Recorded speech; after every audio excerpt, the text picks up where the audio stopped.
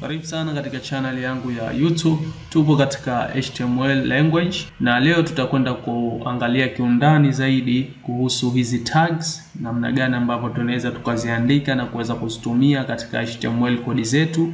So moja kwa moja nitachukua hii tag ya paragraph ili iwe ni mfano wa kuweza kuzielezea hizi tags zewe ambavyo zinakuwa. Na siku zote kama unakumbuka katika video iliyopita tuliweza kuzungumza kuwa hizi tags kunakuwa na open tags na kunakuwa na closing tags. Sasa tukianza na hii open tag ambao tumechukua hii tag ya paragraph, ukiangalia imejengeka na vitu kadhaa. Kuna vitu takriban vitatu. Kitu cha mwanzo ni left angle bracket ambao ni hii alama ya lesser than sign. Then hapa kati kuna character ambao ni hii P kwa hapa ikimaanisha paragraph. Na tunafunga hii tag yetu kwa right angle bracket ama tunasema greater than sign. So hii ndio opening tag the way ambavyo inaonekana siku zote. Na hii itakuwa ni tofauti na tag nyingine, na utofauti utakuja hapa kati baina hizi angle brackets. Sasa hivi hapa tupo na tag ya paragraph na ndio maana imebeba character ya P, lakini ukienda kuangalia hizi tag nyingine utakuta hapa character zinabadilika, lakini angle bracket zinakuwa hivi hivi katika opening tag. Hizi characters katika hizi brackets zinaashiria lengo la hiyo tags. Kwa mfano katika tag hii ya paragraph ambayo inawakilishwa na character ya P, hii inasimama kama paragraph. Kwa hiyo utakapoandika tag hii ukafungua na ukaweza kuifunga na ukaweka maandishi maneno baina ya hizi tag, opening tag na closing tag ya paragraph, basi katika browser yako itajulikana hiyo kama ni paragraph. Na ukiangalia hiyo closing tag baada ya kuona opening tag inavyokuwa ya paragraph, unakuta kuna kitu kimeongezeka hapo. Ukiangalia tupo na left angle bracket, vile vile tupo na right angle bracket kama kawaida, na tupo na character yetu, lakini kuna kitu kimeongezeka ambacho ni forward slash, ikimaanisha hii ni closing tag. Utakapoona tag yako ina forward slash kabla ya character yako, basi hiyo inamaanisha ni closing tag. Ukiangalia opening tag haina forward slash yoyote. So fahamu hiyo tofauti iliyopo baina ya opening tag na closing tag. Hizi term tag na element nadhani umezisikia mara nyingi katika video hii na video iliyopita nazitaja na ziongelea. Mara nyingi hutumika ambapo watu muda mwingine huweza kuchanganya baina hivi vitu viwili. Ingawaje element inakusanya vyote, opening na closing tag, na content zote zile ambazo zitakuwemo between hizo tag zako opening na closing tag.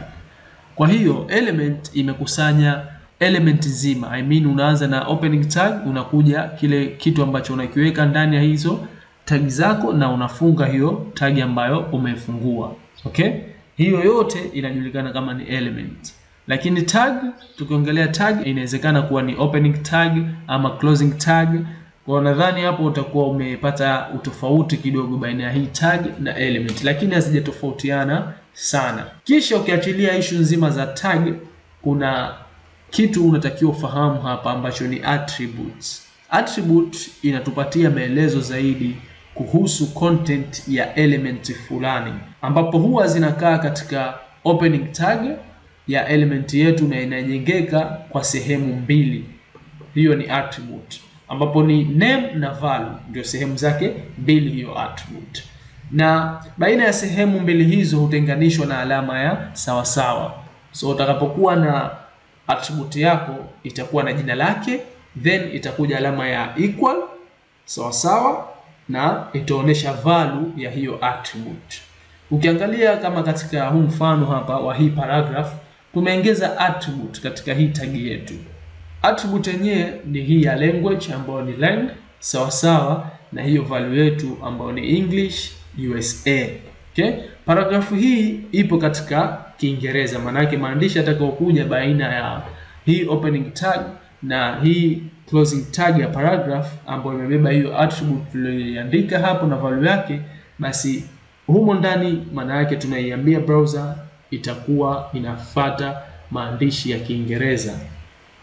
So attribute name inaashiria aina gani ya information unaipa haswa element yako iwe, na huwa katika herufi ndogo siku zote. Na value ni hiyo information sasa kutokana na hiyo attribute, na huwa katika double quotations. Attribute tofauti tofauti huwa na value tofauti tofauti. Katika attribute hii ya language imetumika kuashiria lugha ambayo imetumika katika element hiyo. Umeona? Na value ya hiyo attribute ikiwa ni US English, kama unavyoona katika huu mfano hapa.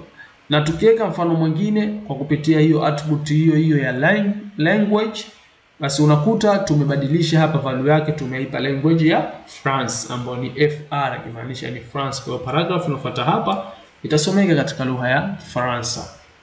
So katika HTML tag tuna uwezo pia wa kuadi hizo attribute kama unavyoona, na zikatupatia information zaidi kuhusiana na hiyo tag yetu, na browser yetu ikaweza kuelewa na kuweza kujua kitu gani ambacho kinatakiwa kifanyike ama kidisplay kitu gani katika hiyo tag hapa. So attributes zilizo nyingi zinakuwa zinatumika katika element zake maalum, ingawaje baadhi yao kama hii ya language inaweza kutumika na kuwekwa katika element yoyote ile, lakini kuna attribute zimespecify katika element fulani. Huwezi kutumia attribute hizo katika element nyingine tofauti na hiyo. Value ya attribute ya language ni ufupisho tu wa language fulani, kama unavyoona hapo katika mfano wetu, ambayo imetumika katika element hiyo, ambapo browser zote zinaitambua. Kumbuka HTML5 inakuruhusu wewe kuweza kutumia uppercase ya hizo attribute name zako na kutokutumia quotation katika value zako, lakini hii haipo recommended na sio njia nzuri ya kuweza kutumia wewe kama ndio kwanza unaanza kujifunza hii HTML language. Nadhani umeweza kupata idea na kufunguka kidogo kuhusiana na tags na the way ambavyo zinaandikwa na vipi ambavyo zinasomeka hizo tags zetu, na tumezungumzia na hichi kipengele cha attribute, hapo tutakuja kukiona zaidi katika video ambazo zitafuata mbele, lakini umeweza kupata idea kidogo na more information kuhusiana na tags kiundani. Nadhani katika video hii tuishie hapa, tukutane katika video ambayo itafuata. Asante sana.